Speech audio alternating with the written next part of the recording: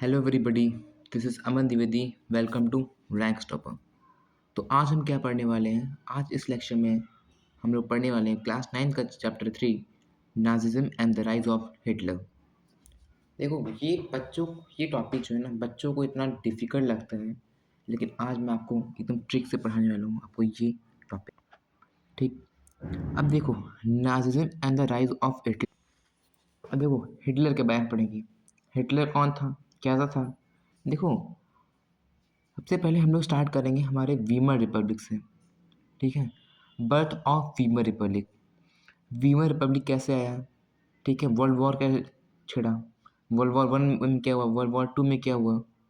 ठीक है, so we will start the topic Nazism and the rise of Hitler. देखो, सबसे पहले टॉपिक हमारा आता है birth of Weimar Republic. Weimar Republic में होता क्या है?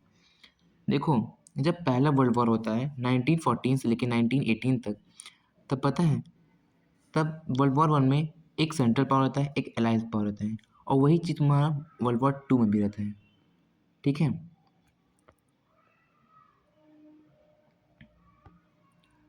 अब देखो, अब एलाइज एंड सेंट्रल पावर।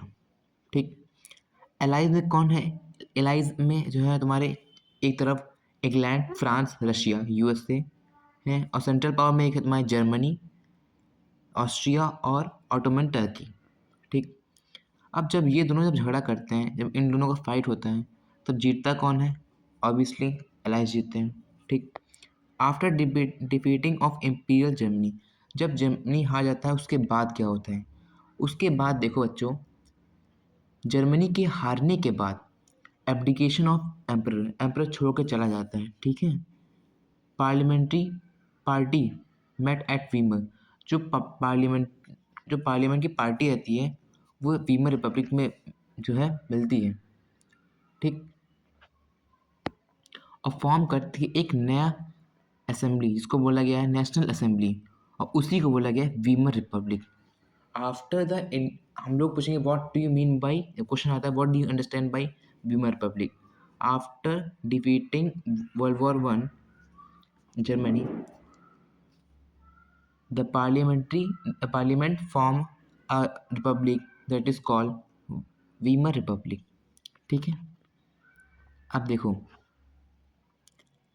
जब वीमर रिपब्लिक फॉर्म होता है तो इस्टेब्लिश होता है, establish a democratic constitution with a federal structure. हमारी डेमोक्रेटिक कॉन्स्टिट्यूशन फॉर्म होता है। ठीक है, बहुत सारे कॉन्स्टिट्यूशन में बहुत सारे चेंजेस आते हैं, बहुत सारे उसमें जो है नए नए लॉज को इम्प्लीमेंट किए जाते हैं, नए नए पॉलिसीज़ आते हैं।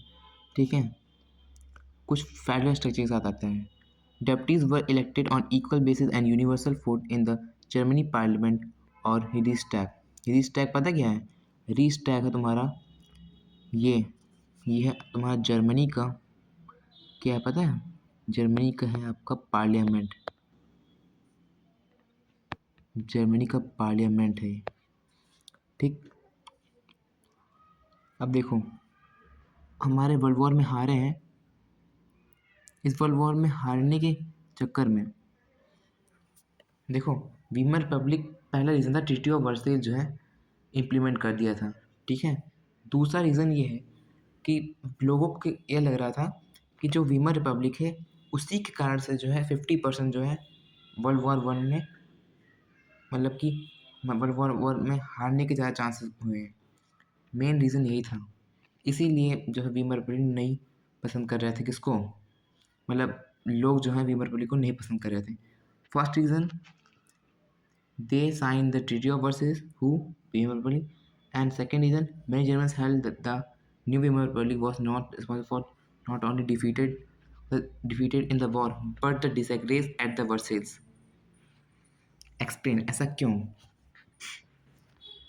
अब Weimar Republic was not welcome by its own people, वही जो मैंने अभी आपको बताया। अब देखो, ट्रीटी ऑफ वर्सेस था क्या असलियत में? ठीक, जो ट्रीटी ऑफ वर्सेस पढ़ते हो ये क्या था?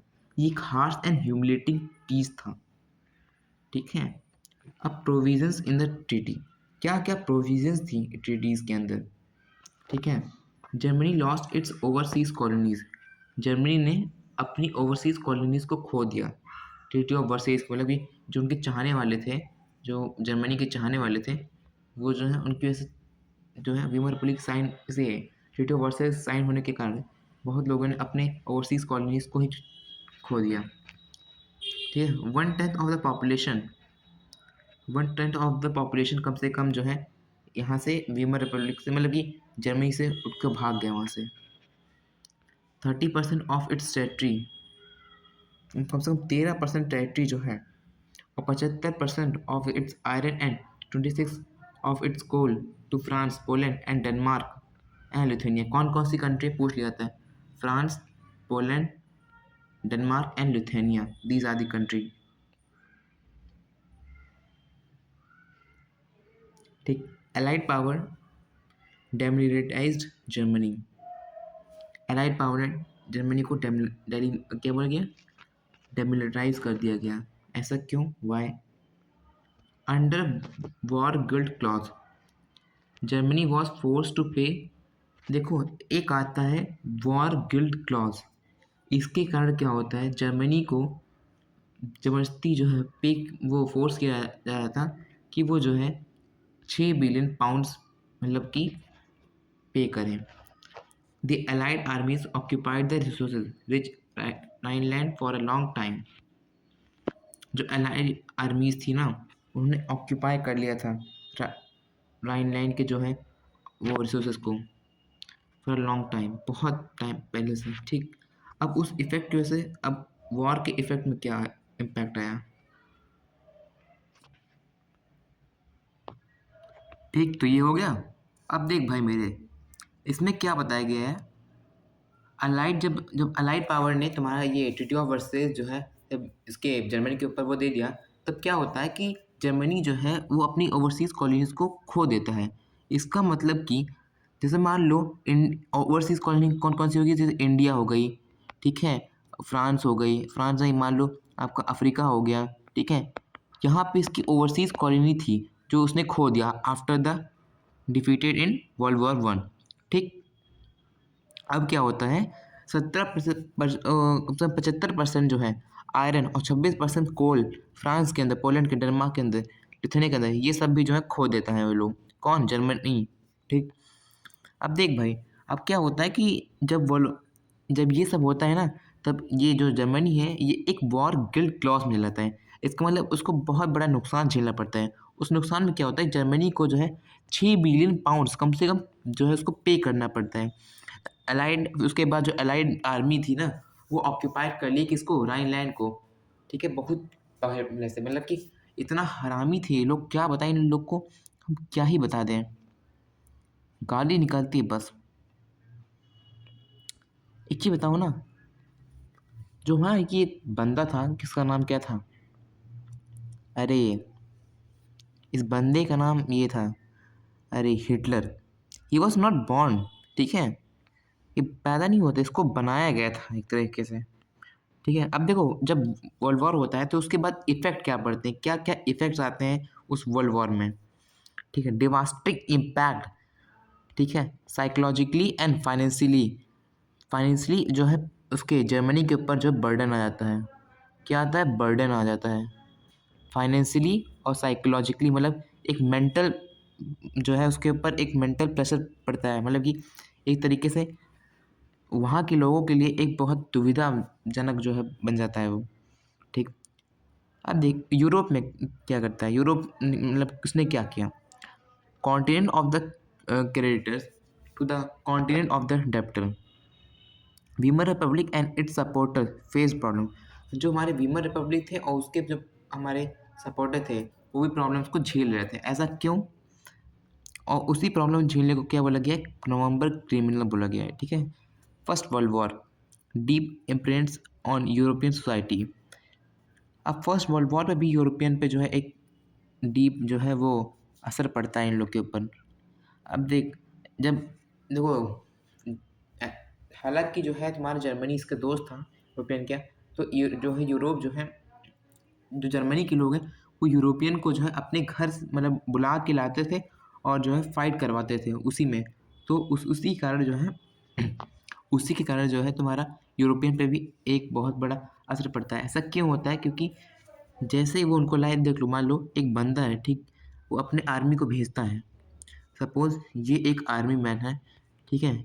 ये इसको जो यूरोपियन जो है, यूरोपियन, वो जो जर्मनी को भेजता है, ठीक? और उसी जर्मनी में ये जो है आर्मी मैन मर गया, ठीक? तो क्या होता है, अब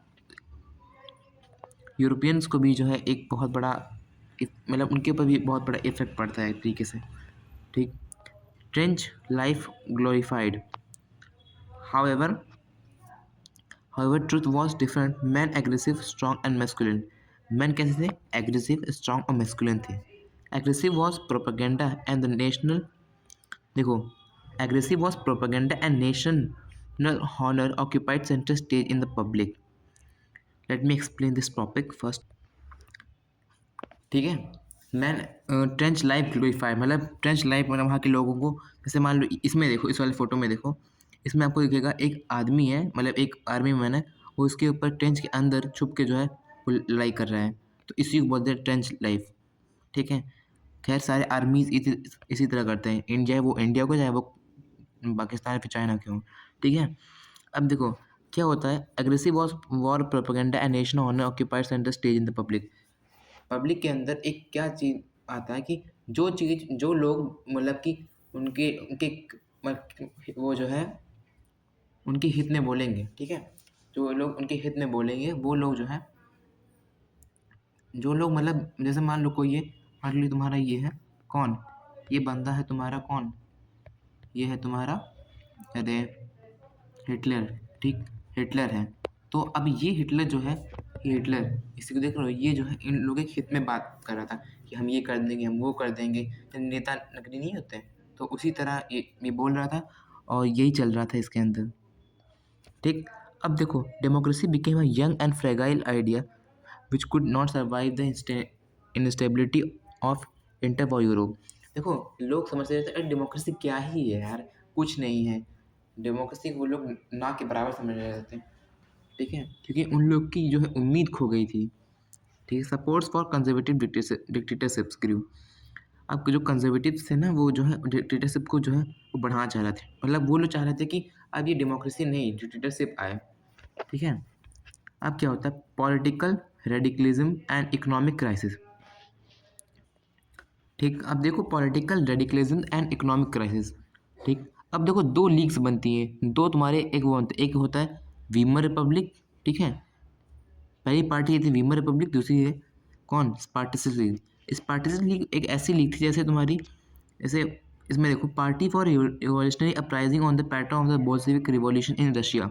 इसका मतलब जैसे रशिया में बोल्शेविक ग्रो कर रहा था, वैसे अब ये स्पार्टसिस लीग भी जो है तुम्हारी ये जर्मनी में ग्रो कर रही थी, ठीक। डिमांडिंग सोवियत स्टाइल गवर्नेंस, ये भी जो है सोवियत की तरह जो है अपने अपने वो डिमांड कर रही थी, ठीक है। लेटर फाउंडेड, उसके बाद ये पार्टीशन लीग वो बन गई तुम्हारी क्या, communist party of the Germany. क्या बन गई, कम्युनिस्ट पार्टी जर्मनी। जैसे वीमर रिपब्लिक में क्या होता है, ठीक है, Weimar Republic oppose this. Weimar Republic को लोग फूटी आँख नहीं पसंद आ रहे थे, तो अब उसका साथ क्यों ही देंगे भाई वो लोग, तो इसलिए वीमर रिपब्लिक जो है उसको अपोज कर रही थी, ठीक। Crush the uprising with the help of the free crops wanted democratic Republic. Weimar Weimar Republic क्या बोल रहे थे, डेमोक्रेटिक रिपब्लिक उनको चाहिए। Clash between the socialist and communist. अब जो है ये तुम्हारे सोशलिस्ट और ये तुम्हारे कम्युनिस्ट, इन दोनों के बीच में क्या होता है, फाइट होता है, ठीक। अब देखो इसमें क्या होता है, अब ये इतना हम लोगों ने पढ़ लिया। मैं कहता हूँ कि तुम लोग पता है ऐसी पढ़ाई करो, मतलब कम पढ़ो लेकिन तरीके से पढ़ो, ठीक। और इस चैनल को सब जो है सब्सक्राइब कर दो, ठीक। सब्सक्राइब, लाइक और शेयर करना ना भूलें। सो तब तक के लिए थैंक यू एंड धन्यवाद। और फिर नेक्स्ट पार्ट में जो हम लोग पढ़ेंगे अपना दूसरा टॉपिक इसी सब्जेक्ट का, मतलब इसी चैप्टर का दूसरा टॉपिक, ठीक, नेक्स्ट टॉपिक। सो तब तक के लिए थैंक यू।